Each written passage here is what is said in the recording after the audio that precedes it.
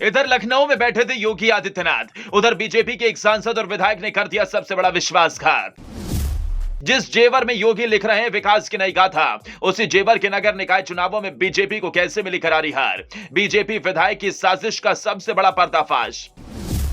3 minute में योगी से विश्वासघात की सबसे बड़ी कहानी, जिसे देखकर आप भी चौंक जाएंगे।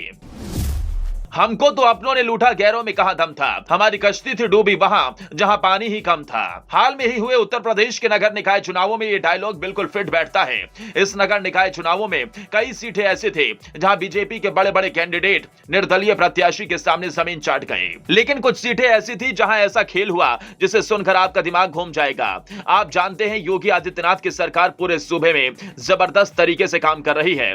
उत्तर प्रदेश के अंदर गुंडे और माफिया का सफाया किया जा रहा है तो विकास की पटरी पर पूरा प्रदेश दौड़ रहा है। योगी सरकार में गौतम बुद्ध नगर जिले के जेवर एशिया का सबसे बड़ा एयरपोर्ट बन रहा है, लेकिन इसी जेवर से अब एक ऐसी तस्वीर सामने आई जिसके पीछे की कहानी सुनकर योगी आदित्यनाथ के भी होश उड़ जाएंगे। हाल में ही पूरे उत्तर प्रदेश में नगर निकाय के चुनाव हुए। गौतम बुद्ध नगर जिले के 10 सीटों में से 7 सीटों पर बीजेपी ने जीत दर्ज की और 3 सीटों पर बीजेपी बुरी तरह हार गई। ये तीनों सीटें जेवर विधानसभा के अंदर आती हैं। जेवर विधानसभा से इस वक्त विधायक धीरेन्द्र सिंह हैं। साल 2017 में कांग्रेस छोड़कर बीजेपी में शामिल हुए धीरेन्द्र सिंह पहली बार बीजेपी के टिकट पर विधायक चुने गए। जनता ने उन पर दोबारा भरोसा जताया और फिर विधायक चुनकर लखनऊ भेजा।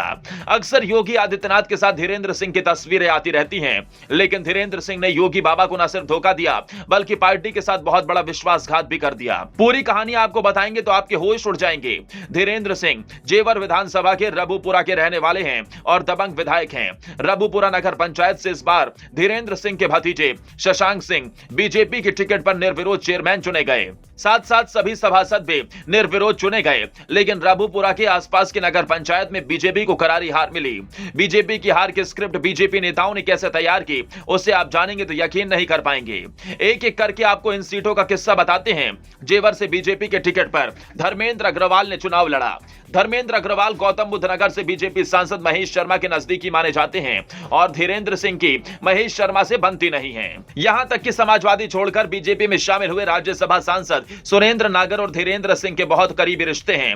इसलिए सुरेंद्र नागर के कहने पर धीरेन्द्र सिंह ने चोरी छिपे जेवर से बीजेपी को हराने का काम किया। इस रिपोर्ट में आगे हम आपको सबूत भी दिखाएंगे कैसे धीरेन्द्र सिंह ने पूरी प्लानिंग तैयार की।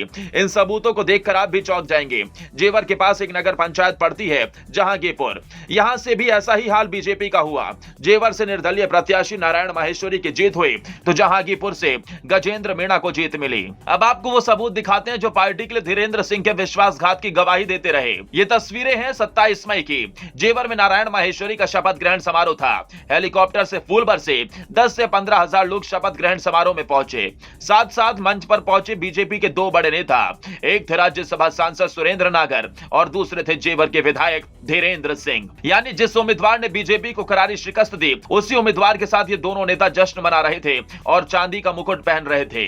साथ साथ धीरेन्द्र सिंह की टीम के वो सब कार्यकर्ता भी मंच पर मौजूद थे जो जेवर से बीजेपी का टिकट मांग रहे थे और जब टिकट ना मिली तो धीरेन्द्र सिंह के कहने पर अपनी ही पार्टी का बेड़ा गर्क कर दिया। इस तस्वीर को देखकर कोई भी कह सकता है कि जब मातम मनाने का वक्त था तब जेवर विधायक बीजेपी की हार पर जश्न मना रहे थे।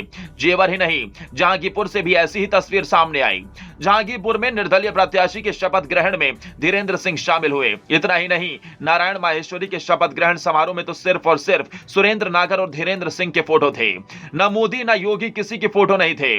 जिस जेवर के लिए योगी सपना देख रहे, उसी जेवर से बीजेपी के विधायक बीजेपी को डुबाने की कोशिश कर रहे। लेकिन विधायक जी नहीं जानते कि गद्दी पर बाबा बैठे हैं जो गलत होने पर अपने आप को भी माफ नहीं करते। सूत्रों की माने तो इस पर योगी आदित्यनाथ बहुत बड़ा एक्शन भी ले सकते हैं, क्योंकि हाल ही में लोकसभा चुनाव है और ऐसे में पार्टी के अंदर यह विश्वासघात पार्टी की नैया को भी डुबो सकता है।